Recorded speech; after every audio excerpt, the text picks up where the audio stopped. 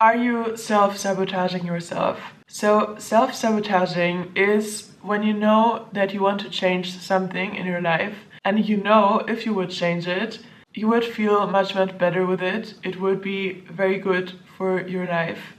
But somehow we end up to find excuses or things getting into our way, we get distracted and it's just not happening. The change is just not happening. We stay at the same place. Even though everything is clear, like we know we need to change this and then it would be a much better situation and it would be a much better affection onto our life, but we don't do it.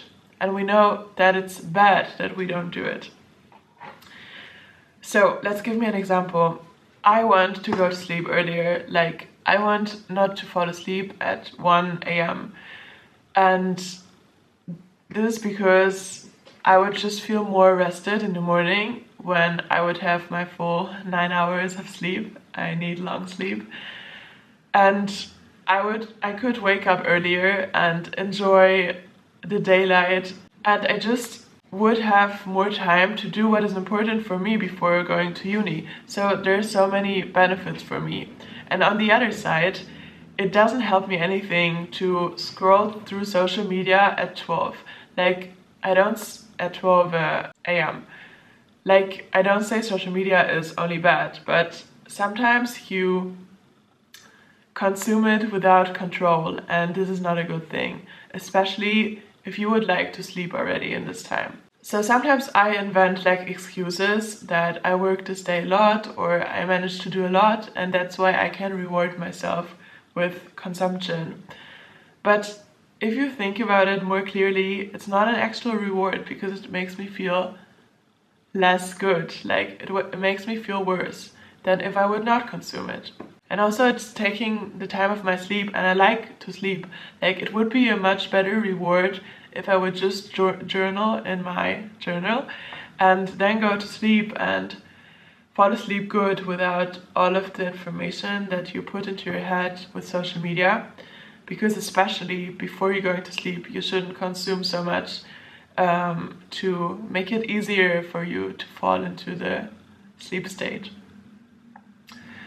So why do we do this? Why is it so hard to change what we really would like to change? Part of that are habits. We get so used to patterns like staying up late and checking social media that it feels very hard to break them. And when something becomes a habit, it feels like automatic. Sometimes we unconsciously grab our phone and we just start scrolling. Sometimes it also happens that when I'm stressed, I automatically walk into the kitchen and grab some food.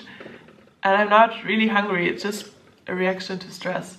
So it's like a habit that in the last times that you did it, it could release something in you. So that's why you're doing it again. And it's about short-term gratification. There's something that we all have heard about. It's like delay of gratification.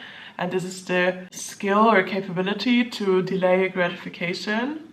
Like not to take a short-term gratification like eating a cookie, but to delay it, and in return you get health and more valuable benefits. Also here, consuming social media has the function of short-term gratification. There are many aspects to it. It's not one-dimensional. What can we do about it?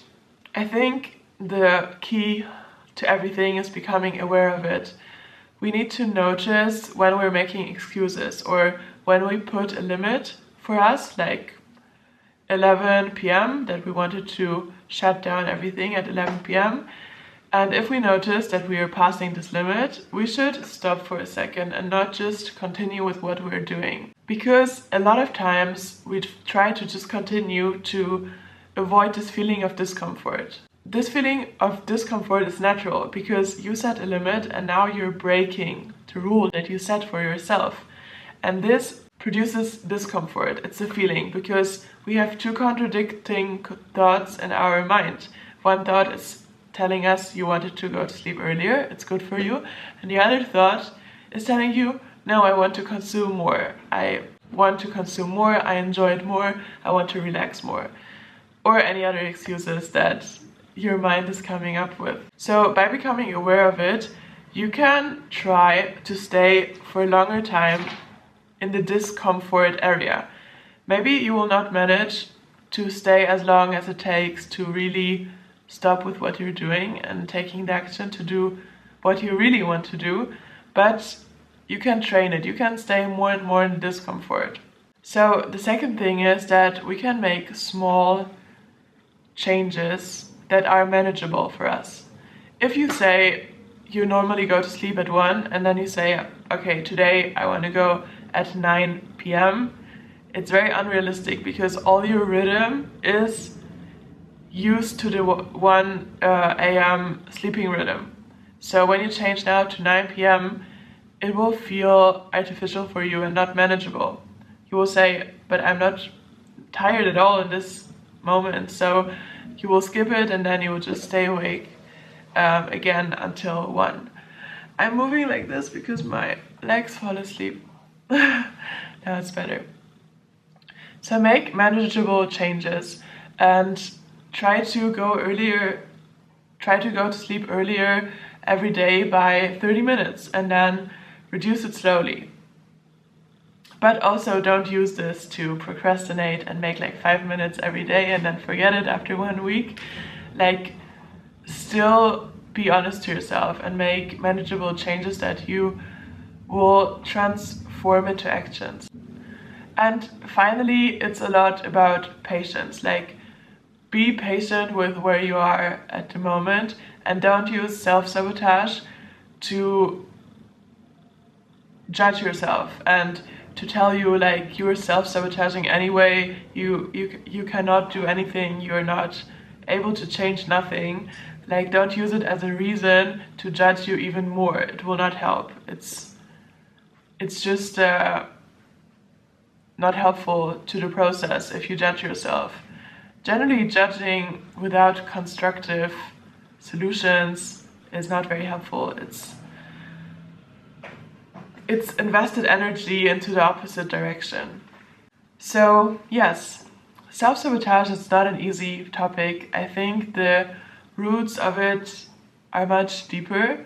Like, we try to use it with different patterns and try to make different goals, but I think that self-sabotage is rooted maybe very deep in yourself, that you have this strong belief that you're not good enough or you're not capable, and that's why you act according to that and sabotage yourself to fit into that image that you created about yourself. So maybe the root is even more deeper that we can touch with just setting a goal for us. So yes, raise awareness, and if you have another tip and if you have experienced something similar, please text me in the comments, and see you in the next video. Bye bye.